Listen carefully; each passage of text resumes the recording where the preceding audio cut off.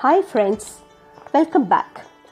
Living with fear stops us taking risks, and if you don't go out on the branch, you are never going to get the best fruit. In this video, we are going to learn a new chapter from Flamingo, Deep Water, written by William Douglas.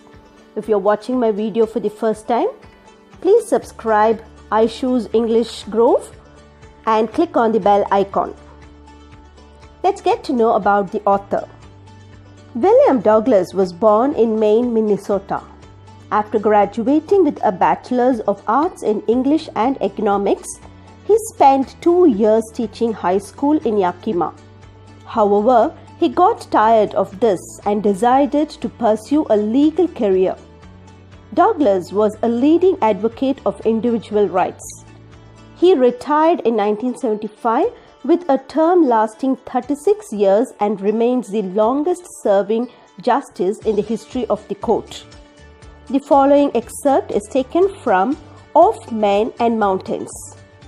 Here is the introduction about the lesson. Deep Water is an autobiographical account of the author's childhood misadventure at the swimming pool. In this chapter, he tells us how, as a young boy, he was nearly drowned in the swimming pool.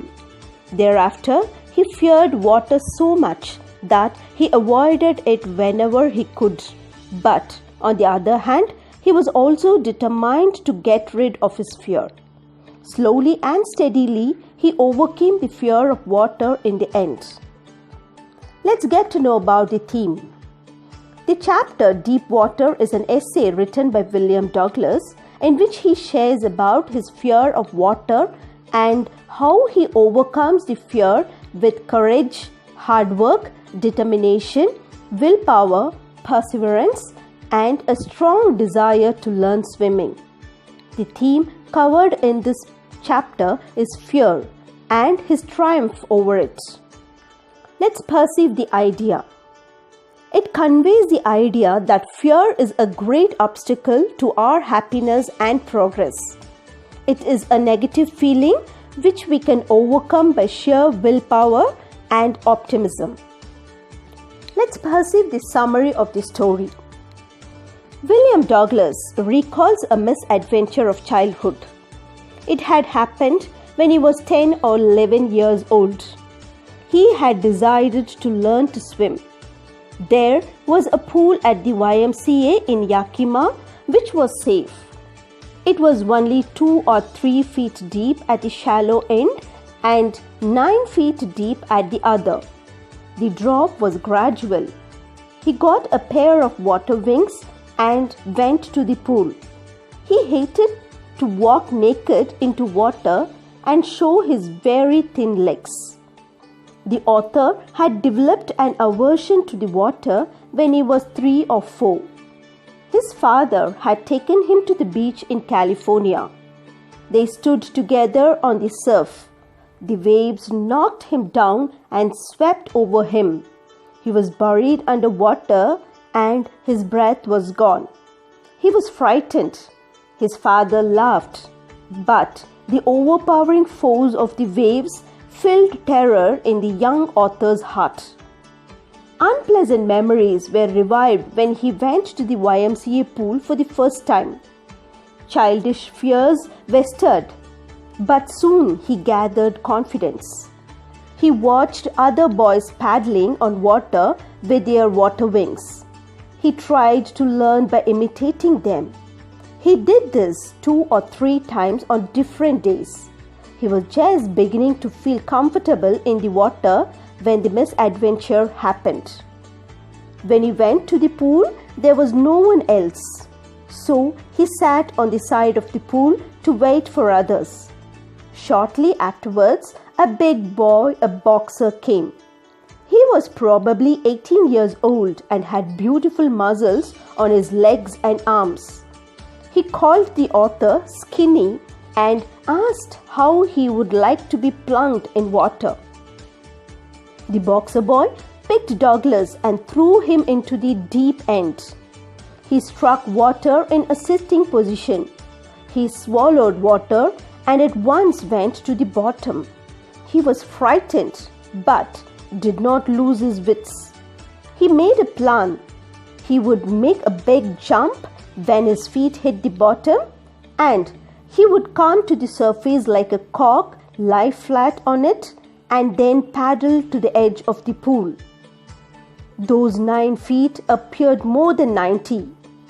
Before he touched bottom, his lungs were ready to burst. When his feet hit the bottom, he made a great jump upwards, but he failed to reach the surface at once. He came up slowly. His eyes and nose came out of water, but not his mouth. He moved around his legs on the surface of water. He swallowed water and choked. He tried to bring his legs up, but they hung as dead weights. He again went down to the bottom of the pool. He was shrieking underwater because terror had seized him. He was paralyzed underwater, but his heart and the pounding in head told him that he was still alive. When he hit the bottom, he jumped with his full might. The jump made no difference. The water was still around him. His arms and legs wouldn't move. He trembled with fear.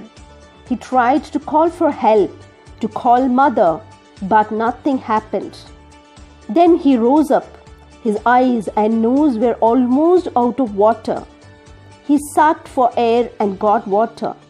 He started going down a 3rd time. Then all efforts ended and he relaxed. A blackness swept over his brain and wiped out terror. There was no more panic. He felt drowsy and wanted to sleep. He gave up all attempts. He forgot everything. When he came to his senses, he found himself lying on his stomach beside the pool vomiting. The boy who had thrown him inside said, "I was only fooling." Someone said that the kid had nearly died. Then they took him to the locker room. He walked home after several hours. He was weak and trembling.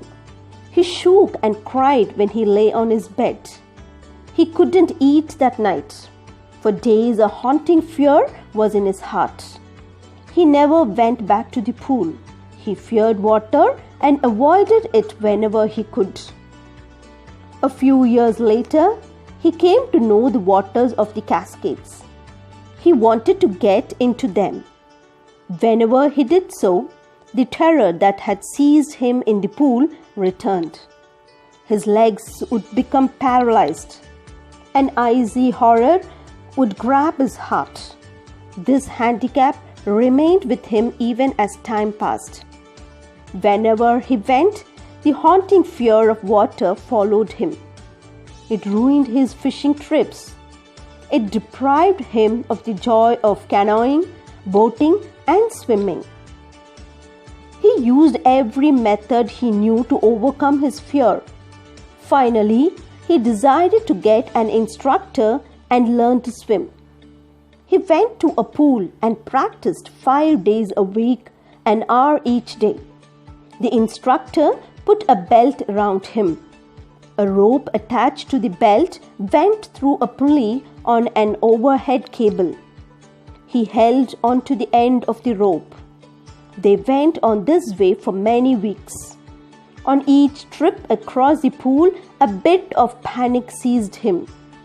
Each time the instructor relaxed his hold on the rope and the author went underwater, some of the old terror returned and his legs froze.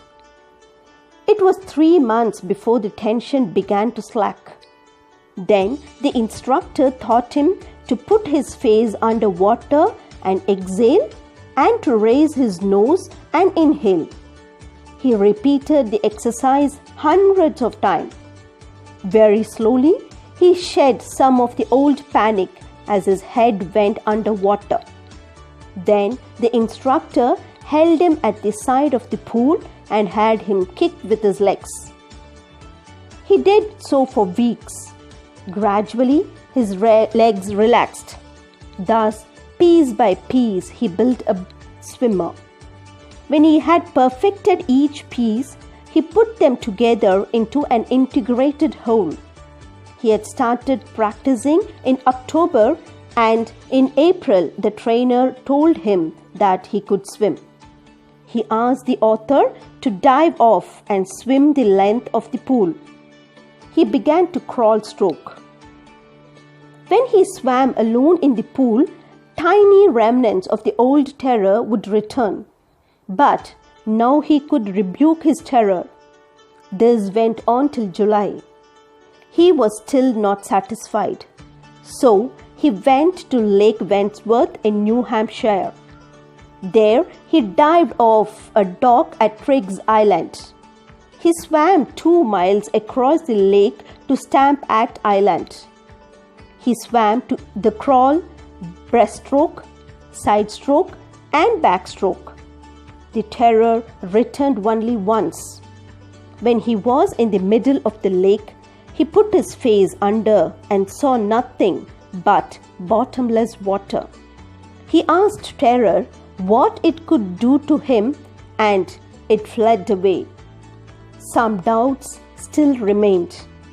So he went up the Tyden to Conrad Meadows, up the Conrad Trail to Maid Glacier. He camped in the high meadow by the side of Warm Lake. Next morning, he dived into the lake and swam across to the other shore and back.